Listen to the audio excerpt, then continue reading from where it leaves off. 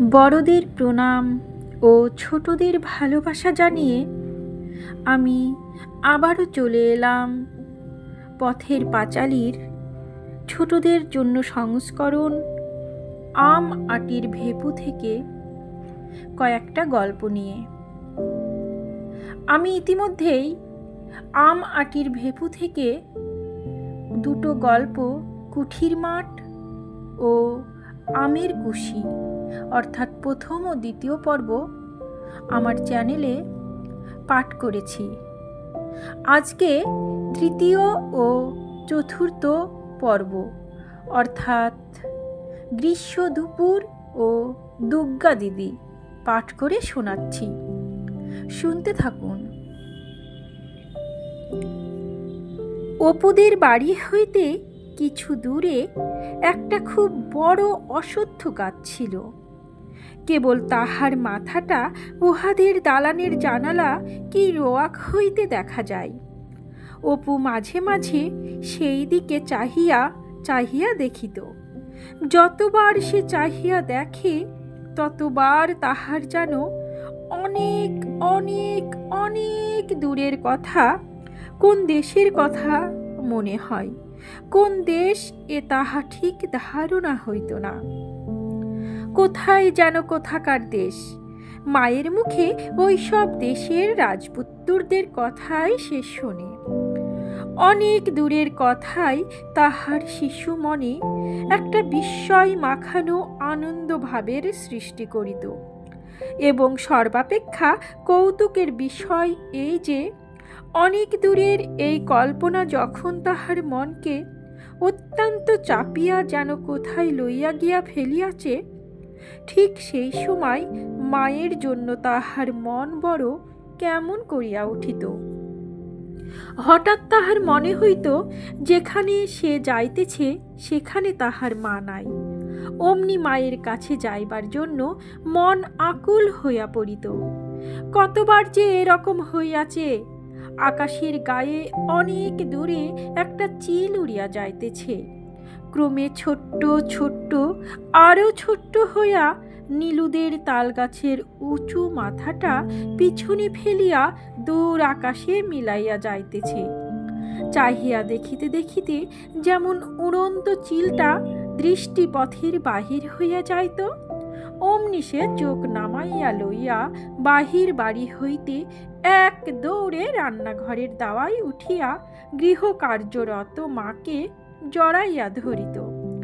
মা বলিত, দেখো দেখো ছেলের কাণ্ড দেখো, ছাড়ো ছাড়ো, দেখছিস শকরি হাত, ছাড়ো মানিক আমার, সোনা আমার, তোমার জন্যে এই দেখো চিংড়ি মাছ ভাজছি। তুমি যে চিংড়ি মাছ ভালোবাসো, হ্যাঁ দুষ্টুমি করো না, ছাড়ো। আহারাদির পর দুপুরবেলা তাহার মা কখনো কখনো জানালার ধারে আঁচল পাতিয়া শুইয়া ছেঁড়া কাশিদাসী মহাভারতখানা সুর করিয়া পড়িত। বাহির ধারে নারিকেল গাছটাতে শঙ্খচিল ডাকিত। অপু নিকটে বসিয়া হাতের লেখা ক খ লিখিতে লিখিতে এক মনে মায়ের মুখে মহাভারত বিশেষত কুরুক্ষেত্রের যুদ্ধের কথা শুনিতে শুনিতে তন্ময় হইয়া যায়। বেলা পড়িলে মা গৃহকার্যে উঠিয়া গেলে সে বাহিরে আসিয়া রোয়াকে দাঁড়াইয়া দূরের সেই অশ্বত্থ গাছটার দিকে এক একদিন চাহিয়া দেখে। কর্ণ যেন ওই অশ্বত্থ গাছটার উপারে আকাশের তলে অনেক দূরে কোথায় এখনো মাটি হইতে রথের চাকা দুই হাতে প্রাণপণে টানিয়া তুলিতেছে। রোজই তোলে, রোজই তোলে। এক একদিন মহাভারতের যুদ্ধের কাহিনী শুনিতে শুনিতে তাহার মনে হয় যুদ্ধ জিনিসটা মহাভারতে বড় কম লেখা আছে। ইহার অভাব পূর্ণ করিবার জন্য এবং আঁশ মিটাইয়া যুদ্ধ জিনিসটা উপভোগ করিবার জন্য সে এক উপায় বাহির করিয়াছে। একটা বাখারি কিংবা হালকা কোনো গাছের ডালকে অস্ত্রস্বরূপ হাতে লইয়া সে বাড়ির পিছনে বাঁশবাগানের পথে অথবা বাহিরের উঠানে ঘুরিয়া বেড়ায় ও আপন মনে বলে, তারপর দুরন্ত একেবারে 10 বাণ ছুড়লেন। অর্জুন করলেন কি, একেবারে 200টা বাণ দিলেন মেরে। তারপর ওহ, সে কি যুদ্ধ, কি যুদ্ধ! বাণের চোটে চারিদিক অন্ধকার হয়ে গেল। তারপর তো অর্জুন করলেন কি, ঢাল তরোয়াল নিয়ে রথ থেকে লাফিয়ে পড়লেন। পরে এই যুদ্ধ। দুর্যোধন এলেন, ভীম এলেন, বাণে বাণে আকাশ অন্ধকার করে ফেলেছে। আর কিছু দেখা গেল না। গ্রীষ্মকালের দিন, বৈশাখের মাঝামাঝি। নীলমণি রায়ের ভিটার দিকে জঙ্গলের ধারে সেদিন দুপুরের কিছু পূর্বে দ্রোণ গুরু বড় বিপদে পড়িয়াছেন।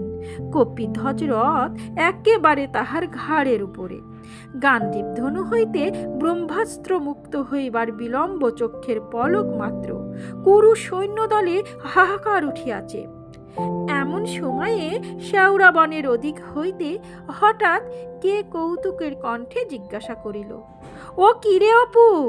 অপু চমকিয়া উঠিয়া চাহিয়া দেখিল তাহার দিদি জঙ্গলের মধ্যে দাঁড়াইয়া তাহার দিকে চাহিয়া খিলখিল করিয়া হাসিতেছে। অপু চাহিতেই বলিল, হ্যাঁ রে পাগলা, আপন মনে কি বকছিস বিড়বিড় করে? আরে হাত পা নাড়ছিস? পরে সে ছুটিয়া আসিয়া সস্নেহে ভাইয়ের কচি গালে চুমু খাইয়া বলিল, পাগল কোথাকার একটা পাগল! কি বকছিলি রে আপন মনে? অপু লজ্জিত মুখে বারবার বলিতে লাগিল, যা বকছিলাম বুঝি, আচ্ছা যা। অবশেষে দুর্গা হাসি থামাইয়া বলিল, আয় আমার সঙ্গে। পরে সে অপুর হাত ধরিয়া বনের মধ্যে লইয়া চলিল। খানিক দূর গিয়া হাসি মুখে আঙ্গুল দিয়া দেখাইয়া বলিল, দেখেছিস কত নোনা পেকেছে, এখন কি করে পারা যায় বল দেখি। অপু বলিল, উহ, অনেক রে দিদি, একটা কঞ্চি দিয়ে পারা যায় না? দুর্গা বলিল, তুই এক কাজ কর, ছুটে গিয়ে বাড়ির মধ্যে থেকে আকুশিটা নিয়ে আয় দেখি। আকুশি দিয়ে টান দিলে পড়ে যাবে দেখিস এখন। অপু বলিল, তুই এখানে দাঁড়া দিদি, আমি আনছি। অপু আকুশি আনিলে দুজনে মিলিয়া বহু চেষ্টা করিয়াও 4-5টার বেশি ফল পাড়িতে পারিল না। খুব উঁচু গাছ, সর্বোচ্চ ডালে যে ফল আছে তাহা দুর্গা আকুশি দিয়াও নাগাল পাইল না। পরে সে বলিল, চল আজ এইগুলো নিয়ে যাই, নাইবার বেলায় মাকে সঙ্গে আনবো, মার হাতে ঠিক নাগাল আসবে। দে নোনাগুলো আমার কাছে, তুই আকুশিটা নে, নোলক পড়বি। একটা নিচু ঝোপের মাথায় উড়ল কলমি লতার সাদা সাদা ফুলের কুড়ি। দুর্গা হাতের ফলগুলো নামাইয়া নিকটের ফুলের কুড়ি ছিঁড়িতে লাগিল। বলিল, এদিকে সরে আয়, নোলক পরিয়ে দি। তাহার দিদি ওটকলমি ফুলের নোলক পরিতে ভালোবাসে। বন জঙ্গল সন্ধান করিয়া সে প্রায় খুঁজিয়া আনিয়া নিজে পরে ও ইতিপূর্বে কয়েকবার অপুকেও পরাইছে। অপু কিন্তু মনে মনে নোলক পরা পছন্দ করে না। তাহার ইচ্ছা হইল বলে নোলক তাহার দরকার নাই, তবে দিদির ভয়ে সে কিছুই বলিল না। দিদিকে চটাইবার ইচ্ছা তাহার আওতো নাই, কারণ দিদি বন জঙ্গল ঘুরিয়া কুলটা, জামটা, নোনাটা, আমড়াটা সংগ্রহ করিয়া তাহাকে লুকাইয়া খাওয়ায়। এমন সময় জিনিস জুটাইয়া আনে যাহা হয়তো কুপথ্য হিসাবে উহাদের খাইতে নিষেধ আছে। কাজেই অন্যায় হইলেও দিদির কথা না শোনা তাহার সাহসে কুলায় না। দুর্গা একটা কুড়ি ভাঙ্গিয়া সাদা জলের মতো যে আঠা বাহির হইল, তাহার সাহায্যে দুর্গা অপুর নাকে কুড়িটি আটিয়া দিল। পরে নিজেও একটা পরিল। তারপর ভাইয়ের চিবুকে হাত দিয়া মুখ নিজের দিকে ভালো করিয়া ফিরাইয়া বলিল, দেখি কেমন দেখাচ্ছে? বাহ, বেশ হয়েছে, চল মাকে দেখাই গে। অপু লজ্জিত মুখে বলিল, না দিদি, চল না, খুলে ফেলিস নে যেন, বেশ হয়েছে। বাড়ি আসিয়া দুর্গা নোনা ফলগুলি রান্নাঘরের দাওয়ায় নামাইয়া রাখিল। সর্বজয়া রাঁধিতেছিল দেখিয়া খুব খুশি হইয়া বলিল, কোথায় পেলি রে? দুর্গা বলিল, ওই লিচু জঙ্গলে, অনেক আছে, কাল গিয়ে তুমি পারবে মা? এমন পাকা, একেবারে সিঁদুরের মতো রাঙ্গা। সে আড়ালে ছাড়িয়া তাড়াইয়া বলিল, ওদিকে দেখো মা, অপু নোলক পরিয়া দিদির পিছনে দাঁড়াইয়া আছে। সর্বজয়া হাসিয়া বলিল, ও মা, ও আবার কে রে? কে চিনতে তো পারছি নে। অপু লজ্জায় তাড়াতাড়ি নাকের ডগা হইতে ফুলের কুড়ি খুলিয়া ফেলিল, বলিল, ওই দিদি পরিয়ে দিয়েছে। দুর্গা হঠাৎ বলিয়া উঠিল, চল রে অপু, ওই কোথায় ডুগডুগি বাজছে, চল, বাদর খেলাতে এসেছে ঠিক, শিগগির আয়। আগে আগে দুর্গা ও তাহার পিছনে পিছনে অপু ছুটিয়া বাড়ির বাহির হইয়া গেল। সম্মুখের পথ বাহিয়া বাদর নয়, ও পাড়ার চিনিবাস ময়রা মাথায় করিয়া খাবার ফেরি করিতে বাহির হইয়াছে।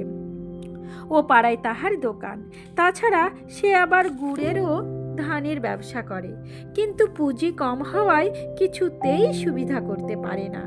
অল্প দিনই ফেল মারিয়া বসে। তখন হয়তো মাথায় করিয়া হাটে হাটে আলু পটল, কখনো পান বিক্রয় করিয়া বেড়ায়। শেষে তাতেও যখন সুবিধা হয় না, তখন হয়তো সে ঝুলি ঘাড়ে করিয়া জাত ব্যবসা আরম্ভ করে। পরে হঠাৎ একদিন দেখা যায় যে আবার পাথুরে চুন মাথায় করিয়া বিক্রয় করিয়া বেড়াইতেছে। লোকে বলে, একমাত্র মাছ ছাড়া এমন কোনো জিনিস নাই যাহা তাহাকে বিক্রয় করিতে দেখা যায় নাই। কাল দশহরা, লোকে আজ হইতে মুরকি সন্দেশ কিনিয়া রাখিবে। চিনিবাস হরিহর রায়ের দুয়ার দিয়া গেলেও এ বাড়ি ঢুকিল না, কারণ সে জানে এ বাড়ির লোকে কখনো কিছু কেনে না। তবুও দুর্গা অপুকে দরজায় দাঁড়াইয়া থাকিতে দেখিয়া জিজ্ঞাসা করিল, চাই নাকি? অপু দিদির মুখের দিকে চাহিল। দুর্গা চিনিবাসের দিকে ঘাড় নাড়িয়া বলিল, না। চিনিবাস ভুবন মুখুজ্জের বাড়ি গিয়া মাথার রেকাবি নামাইতেই বাড়ির ছেলেমেয়েরা কলরব করিতে করিতে তাহাকে ঘিরিয়া দাঁড়াইল। ভুবন মুখুজ্জে অবস্থাপন্ন লোক, বাড়িতে ৫-৬টা গোলা আছে। ভুবন মুখুজ্জের স্ত্রী বহুদিন মারা গিয়াছেন। বর্তমানে তাহার সেজ ভাইয়ের বিধবা স্ত্রী এ সংসারের কর্ত্রী। বয়স ৪০-এর ওপর হইবে। অত্যন্ত কড়া মেজাজের মানুষ বলিয়া তাহার খ্যাতি আছে। সেজ বউ একখানা মাজা পিতলের সরাই করিয়া চিনিবাসের নিকট হইতে মুরকি সন্দেশ বাতাসা ১০ হারা পূজার জন্য লইলেন। ভুবন মুখুজ্জের ছেলে মেয়ে ও তাহার নিজের ছেলে সুনীল সেইখানেই দাঁড়াইয়াছিল। তাহাদের জন্য খাবার কিনিলেন। পরে অপুকে সঙ্গে লইয়া দুর্গা চিনিবাসের পিছন পিছন ঢুকিয়া উঠানে দাঁড়াইয়া আছে দেখিয়া সেজ বউ নিজের ছেলে সুনীলের কাঁধে হাত দিয়া একটু ঠেলিয়া দিয়া বলিলেন, যাও না, রোয়াকে উঠে গিয়ে খাও না, এখানে ঠাকুরের জিনিস, মুখ থেকে ফেলে এটু করে বসবে। চিনিবাস চাঙ্গারি মাথায় তুলিয়া পুনরায় অন্য বাড়ি চলিল। দুর্গা বলিল, আয় অপু, চল দেখি গে টুনুদের বাড়ি। ইহারা সদর দরজা পার হইতে সেজ বউ মুখ ঘুরাইয়া বলিয়া উঠিলেন, দেখতে পারি নে বাপু, ছুরিটার যে কি হ্যাংলা স্বভাব, নিজের বাড়ি আছে, গিয়ে বসে কিনে খেগে না যা, তা না লোকের দৌড় দৌড়, যেমন মা তেমনি ছা। ইহাদের বাড়ির বাহির হইয়া দুর্গা ভাইকে আশ্বাস দিবার সুরে বলিল, চিনিবাসের ভারী তো খাবার, বাবার কাছ থেকে দেখিস, রথের সময় 4টে পয়সা নেব, তুই 2টো আমি 2টো, তুই আর আমি মুরগি কিনে খাবো। খানিকটা পরে ভাবিয়া ভাবিয়া অপু জিজ্ঞাসা করিল, রথের আর কতদিন আছে রে দিদি? চতুর্থ পর্ব, দুর্গা দিদি। কয়েক মাস কাটিয়া গিয়াছে। একদিন সর্বজয়া 1 বাটি দুধে কিছু ভাত মাখিয়া পুত্রকে খাওয়াইতে বসিল।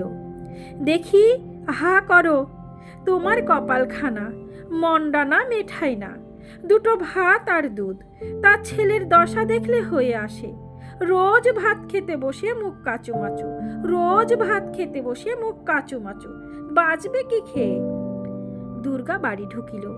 কোথা হইতে ঘুরিয়া আসিতেছে, 1 পা ধুলা, কপালের সামনে 1 গোছা চুল সোজা হইয়া প্রায় 4 আঙ্গুল উঁচু হইয়া আছে। সে সব সময় আপন মনে ঘুরিতেছে। পাড়ার সমবয়সী ছেলেমেয়ের সঙ্গে তাহার বড় একটা খেলাধুলা নাই। কোথায় কোন ঝোপে বইচি পাকিল, কাদের বাগানে কোন গাছটার আমের গুটি বাঁধিতেছে, কোন বাঁশতলায় শেয়া ফুল খাইতে মিষ্ট, এসব তাহার নখদর্পণে। সে ঢুকিয়া অপরাধীর দৃষ্টিতে মায়ের দিকে চাহিল। সর্বজয়া বলিল, এলে, এসো, ভাত তৈরি, খেয়ে আমায় উদ্ধার করো, তারপর আবার কোন দিকে বেরোতে হবে বেরো। বৈশাখ মাসের দিন সকলের মেয়ে দেখো গে, যাও, সেজুতি করছে, শিব পুজো করছে, আর অত বড় ধাড়ি মেয়ে দিন রাত কেবল টোটো, সেই সকাল হতে না হতে বেরিয়েছে, আর এখন এই বেলা দুপুর ঘুরে গিয়েছে, এখন এলো বাড়ি। মাথাটা ছিঁড়ি দেখো না, না একটু তেল দেওয়া, না একটু চিরুনি ছোয়ানো। সর্বজয়ের কথা শেষ হইবার পূর্বেই এক ব্যাপার ঘটিল। আগে আগে ভুবন মুখুজ্জের বাড়ির সেজ ঠাকরুন, পিছনে পিছনে তাহার মেয়ে টুনু ও দেওরের ছেলে সতু, তাহাদের পিছনে আর 4-5টি ছেলে মেয়ে সম্মুখ দরজা দিয়া বাড়ি ঢুকিল। সেজ ঠাকরুন কোনো দিকে না চাহিয়া, বাড়ির কাহারও সহিত কোনো আলাপ না করিয়া, সোজা হন হন করিয়া ভিতরের দিকের রোয়াকে উঠিলেন। নিজের ছেলের দিকে ফিরিয়া বলিলেন, কই নিয়ে আয়, বের কর পুতুলের বাক্স দেখি। এ বাড়ির কেহ কোনো কথা বলিবার পূর্বেই টুনু ও সতু দুজনে মিলিয়া দুর্গার টিনের পুতুলের বাক্সটা ঘর হইতে বাহির করিয়া আনিয়া রোয়াকে নামাইল, এবং টুনু বাক্স খুলিয়া খানিকটা খুঁজিবার পর এক ছড়া পুতির মালা বাহির করিয়া বলিল, এই দেখো মা, আমার সেই মালাটা, সেদিন যে সেই খেলতে গিয়েছিল সেদিন চুরি করে এনেছে। সতু বাক্সের এক কোণ সন্ধান করিয়া গোটা কতক আমের গুটি বাহির করিয়া বলিল, এই দেখো জেঠিমা, আমাদের সোনামুখী গাছের আম পেড়ে এনেছে। ব্যাপারটা এত হঠাৎ হইয়া গেল, বা ইহাদের গতিবিধি এ বাড়ির সকলের কাছেই এত রহস্যময় মনে হইল যে এতক্ষণ কাহারও মুখ দিয়া কোনো কথা বাহির হয় নাই। এতক্ষণ পরে সর্বজয়া কথা খুঁজিয়া পাইয়া বলিল, কি কি খুড়িমা, কি হয়েছে? পরে সে রান্নাঘরের দাওয়া হইতে ব্যগ্রভাবে উঠিয়া আসিল। এই দেখো না কি হয়েছে, কীর্তিখানা দেখো না একবার। তোমার মেয়ে সেদিন খেলতে গিয়ে টুনুদের পুতুলের বাক্স থেকে এই পুতির মালা চুরি করে নিয়ে এসেছে। মেয়ে কদিন থেকে খুঁজে খুঁজে হয়রান। তারপর সতু গিয়ে বলল যে, তো পুতির মালা দুর্গা দিদির বাক্সের মধ্যে দেখে এলাম। দেখো একবার কাণ্ড, তোমার ও মেয়ে কম নাকি? চোর, চোরের বেহদ্দ চোর। আর ওই দেখো না, বাগানের আমগুলো গুটি পড়তে দেরি হয় না, চুরি করে নিয়ে এসে বাক্সে লুকিয়ে রেখেছে। যুগপৎ 2 চুরির অভিযোগের অতর্কিততায় আড়ষ্ট হইয়া দুর্গা পাঁচিলের গায়ে ঠেস দিয়া দাঁড়াইয়া ঘামিতেছিল। সর্বজয়া জিজ্ঞাসা করিল, এনেছিস এই মালা ওদের বাড়ি থেকে? দুর্গা কথার উত্তর দিতে না দিতে সেজ বউ বলিলেন, না আনলে কি আর মিথ্যে করে বলছি নাকি? বলি, এই আম কটা দেখো না, সোনামুখীর আম চেনো নাকি? ও কি মিথ্যে কথা! সর্বজয়া অপ্রতিভ হইয়া বলিল, না সেজ খুড়ি, আপনার মিথ্যে কথা তা তো বলিনি, আমি ওকে জিজ্ঞেস করছি। সেজ ঠাকরুন হাত নাড়িয়া ঝাঁঝের সহিত বলিলেন, জিজ্ঞেস করো আর যা করো বাপু, ও মেয়ে সোজা মেয়ে হবে না, আমি বলে দিচ্ছি। এই বয়সে যখন চুরি বিদ্যা ধরেছে, তখন এরপর যা হবে সে টেরই পাবে। চল রে সতু, নে আমের গুটিগুলো বেঁধে নে। দলবল সহ সেজ ঠাকরুন দরজার বাহির হইয়া গেলেন। অপমানে দুঃখে সর্বজয়ার চোখে জল আসিল। সে ফিরিয়া দুর্গা রুক্ষ চুলের গোছা টানিয়া ধরিয়া ডাল ভাত মাখা হাতেই দুদ্দার করিয়া তাহার পিঠে কিলের ওপর কিল ও চরের ওপর চর মারিতে মারিতে বলিতে লাগিল, আপদ বালাই একটা কোত্থেকে এসে জুটেছে, মলে আপদ চুকে যায়, মরেও না যে বাঁচি, হাড় জুড়োই, বেরো বাড়ি থেকে, দূর হয়ে যা, এক্ষুনি বেরো। দুর্গা মার খাইতে খাইতে ভয়ে খিড়কি দৌড় দিয়া ছুটিয়া বাহির হইয়া গেল। তাহার ছেঁড়া রুক্ষ চুলের গোছা 2-1 গাছা সর্বজয়ার হাতে থাকিয়া গেল। অপু খাইতে খাইতে অবাক হইয়া সমস্ত ব্যাপার দেখিতেছিল। দিদি পুতির মালা চুরি করিয়া আনিয়াছিল কিনা তাহা সে জানে না। পুতির মালাটা সে ইহার আগে কোনো দিন দেখে নাই, কিন্তু আমের গুটি যে চুরির জিনিস নয় তাহা সে নিজে জানে। কাল বৈকালে দিদি তাহাকে সঙ্গে করিয়া টুনুদের আমবাগানে কুড়াইতে গিয়াছিল এবং সোনামুখীর তলায় যে আমকটা পড়িয়াছিল দিদি কুড়াইয়া লইল। সে জানে কাল হইতে অনেকবার দিদি বলিয়াছে, ও অপু, এবার সেই আমের গুটিগুলো জড়াবো, কেমন তো? কিন্তু মা অসুবিধাজনকভাবে বাড়ি উপস্থিত থাকার দরুন উক্ত প্রস্তাব আর কার্যে পরিণত করা সম্ভব হয় নাই। দিদির অত্যন্ত আশার জিনিস আমগুলো এভাবে লইয়া গেল। তাহার উপর আবার দিদি এরূপভাবে মারও খাইল। দিদির চুল ছিঁড়িয়া দেওয়ায় মায়ের উপর তাহার অত্যন্ত রাগ হইল। যখন তাহার দিদির মাথার সামনে রুক্ষ চুলের একগাছা খাড়া হইয়া বাতাসে ওড়ে, তখনই কি জানি কেন দিদির উপর অত্যন্ত মমতা হয়। কেমন যেন মনে হয় দিদির কেহ কোথাও নাই, সে যেন একা কোথাও হইতে আসিয়াছে, ওহার সাথে কেহ এখানে নাই। কেবলই মনে হয় কেমন করিয়া সে দিদির সকল দুঃখ ঘুচাইয়া দিবে, সকল অভাব পূরণ করিয়া তুলিবে। তাহার দিদিকে সে এতটুকু কষ্টে পড়িতে দিবে না। খাওয়ার পরে অপু মায়ের ভয়ে ঘরের মধ্যে বসিয়া পড়িতে লাগিল, কিন্তু তাহার মন থাকিয়া থাকিয়া কেবলই বাহিরে ছুটিয়া যাইতেছিল। বেলা এখন একটু পড়িলে সে টুনুদের বাড়ি, পটলিদের বাড়ি, নেড়াদের বাড়ি, একে একে সকল বাড়ি খুঁজিল। দিদি কোথাও নাই। রাজকৃষ্ণ পালিতের স্ত্রী ঘাট হইতে জল লয়ে আসিতেছিলেন। তাহাকে জিজ্ঞাসা করিল, জেঠিমা, আমার দিদিকে দেখেছ? সে আজ ভাত খায়নি, কিছু খায়নি, মা তাকে আজ বড্ড মেরেছে, মার খেয়ে কোথায় পালিয়েছে, দেখেছ জেঠিমা? বাড়ির পাশের পথ দিয়া যাইতে যাইতে ভাবিল, বাঁশবনের কোথাও যদি বসিয়া থাকে।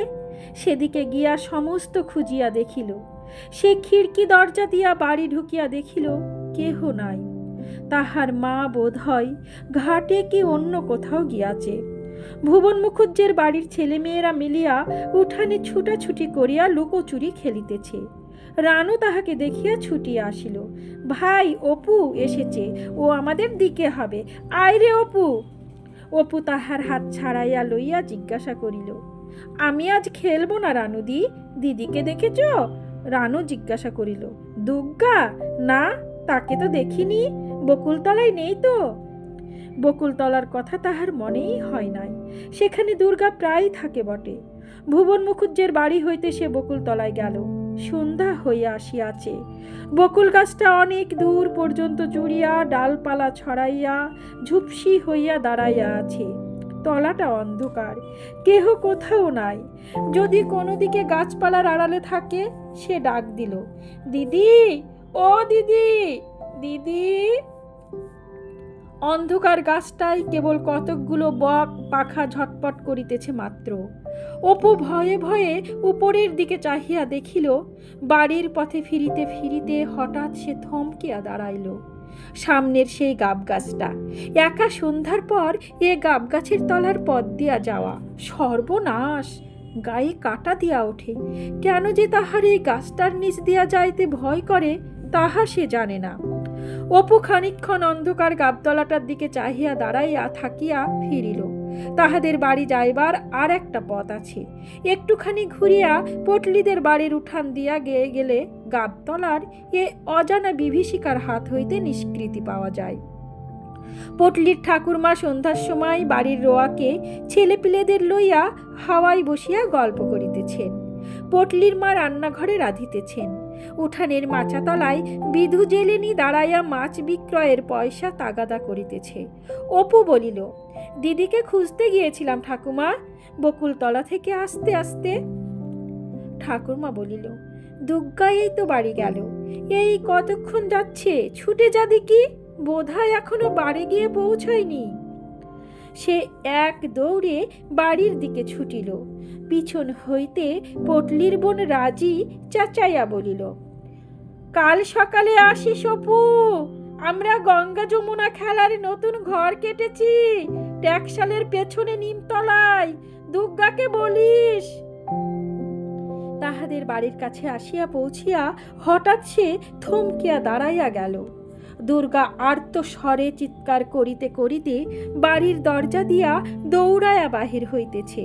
পিছনে পিছনে তাহার মা কি একটা হাতে মারিতে মারিতে তাড়া করিয়া ছুটিয়া আসিয়াছে।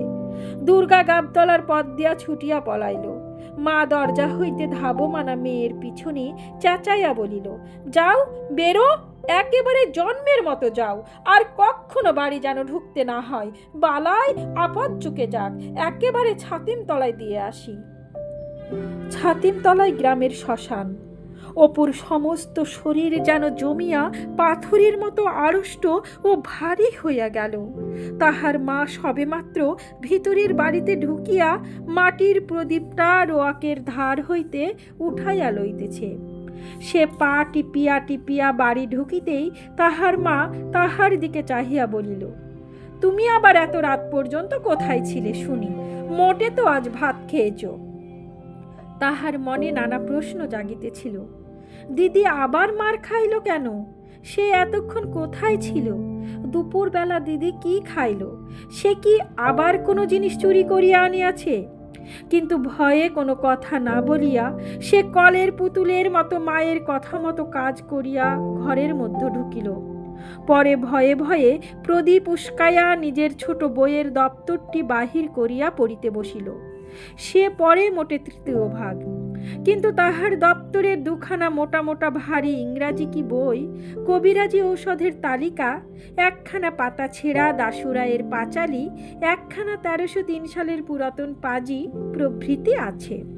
সে নানা স্থান হইতে চাহিয়া এগুলি জোগাড় করিয়াছে এবং এগুলি না পড়িতে পারিলেও রোজ একবার করিয়া খুলিয়া দেখে। খানিকক্ষণ দেওয়ালের দিকে চাহিয়া সে কি ভাবিল, পরে আর একবার প্রদীপ উস্কাইয়া দিয়া পাতা ছেঁড়া দাশুরায়ের পাঁচালিখানা খুলিয়া অন্য মনস্কভাবে পাতা উল্টাইতেছে। এমন সময়ে সর্বজয়া এক বাটি দুধ হাতে করিয়া ঢুকিয়া বলিল, এসো খেয়ে নাও দেখি। অপু দ্বিরুক্তি না করিয়া বাটি উঠাইয়া দুধ চুমুক দিয়া খাইতে লাগিল। অন্যদিন হইলে এত সহজে দুধ খাইতে তাহাকে রাজি করানো খুব কঠিন হইত। একটুখানি মাত্র খাইয়া সে বাটি মুখ হইতে নামাইল। সর্বজয়া বলিল, ও কি, নাও, সবটুকু খেয়ে ফেলো, ওইটুকু দুধ ফেললে তবে বাঁচবে কি খেয়ে? অপু বিনা প্রতিবাদে দুধের বাটি পুনরায় মুখে উঠাইল। সর্বজয়া দেখিল সে মুখে বাটি ধরিয়া রহিয়াছে, কিন্তু চুমুক দিতেছে না। তাহার বাটি শুদ্ধ হাতটা কাঁপিতেছে। পরে অনেকক্ষণ মুখ ধরিয়া রাখিয়া হঠাৎ বাটি নামাইয়া সে মায়ের দিকে চাহিয়া ভয়ে কাঁদিয়া উঠিল। সর্বজয়া আশ্চর্য হইয়া বলিল, কি হলো রে, কি হয়েছে? জিভ কামড়ে ফেলেছিস?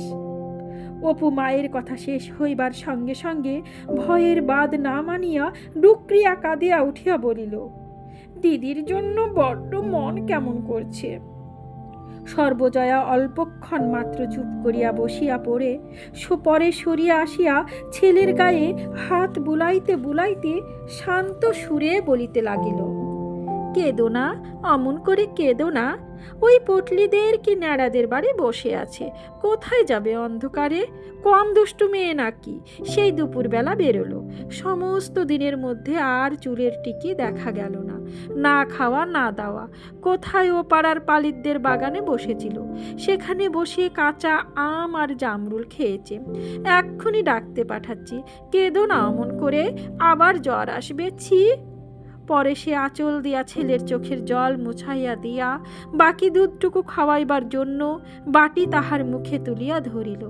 হা করো দেখি, লক্ষ্মী সোনা, উনি এলেই ডেকে আনবেন। এখন একেবারে পাগল, কোত্থেকে একটা পাগল এসে জন্মেছে। আর এক চুমুক। হ্যাঁ, রাত অনেক হইয়াছে। উত্তরের ঘরের তক্তাপোষে অপু ও দুর্গা শুইয়া আছে। অপুর পাশে তাহার মায়ের শুইবার জায়গা খালি আছে, কারণ মা এখনো রান্নাঘরের কাজ সারিয়া আসে নাই। তাহার বাবা আহার আদি সারিয়া পাশের ঘরে বসিয়া তামাক খাইতেছেন। বাবা বাড়ি আসিয়া দুর্গাকে পাড়া হইতে খুঁজিয়া আনিয়াছে। বাড়ি আসিয়া পর্যন্ত দুর্গা কাহারও সঙ্গে কোনো কথা বলে নাই। খাওয়া দাওয়া সারিয়া আসিয়া চুপ করিয়া শুইয়াছে। অপু দুর্গার গায়ে হাত দিয়া জিজ্ঞাসা করিল, দিদি, মা কি দিয়ে মেরেছিল রে সন্ধেবেলা? তোর চুল ছিঁড়ে দিয়েছে? দুর্গার মুখে কোনো কথা নেই। সে পুনরায় জিজ্ঞাসা করিল, আমার ওপর রাগ করেছিস দিদি? আমি তো কিছু করিনি। দুর্গা আস্তে আস্তে বলিল, না বই কি, তবে সতু কি করে টের পেল রে পুতির মালা আমার বাক্সে আছে? অপু প্রতিবাদের উত্তেজনায় উঠিয়া বসিল, না, সত্যি আমি তোর গা ছুঁয়ে বলছি দিদি, আমি তো দেখাইনি। আমি জানি নে যে তোর বাক্সে আছে। কাল সতু বিকেলবেলায় এসেছিল, ওর সেই বড় রাঙ্গা ভাটাটা নিয়ে আমার খেলছিলাম। তারপর বুঝলি দিদি, সতু তোর পুতুলের বাক্স খুলে কি দেখছিল। আমি বললাম, ভাই, তুমি আমার দিদির বাক্সে হাত দিও না, দিদি আমাকে বকে। সেই সময় দেখেছে। পরে সে দুর্গার গায়ে হাত বুলাইয়া বলিল, খুব লেগেছে রে দিদি, কোথায় মেরেছে মা? দুর্গা বলিল, আমার কানের পাশে মা একটা বাড়ি যা মেরেছে, রক্ত বেরিয়েছিল, এখনো কনকন করছে। এইখানে, এই দেখ হাত দিয়ে, এইখানে। তাই তো রে, কেটে গিয়েছে যে। একটু পিদিমের তেল লাগিয়ে দেব দিদি? থাকগে। কাল পালিতদের বাগানে বিকেলবেলা যাব, বুঝলি? কামরাঙ্গা যা পেকেছে, এই এত বড় বড়, কাউকে যেন বলিস নে। তুই আর আমি চুপি চুপি যাব। আমি আজ দুপুরবেলা দুটো পেড়ে খেয়েছি, মিষ্টি যেন গুড়। সমাপ্ত।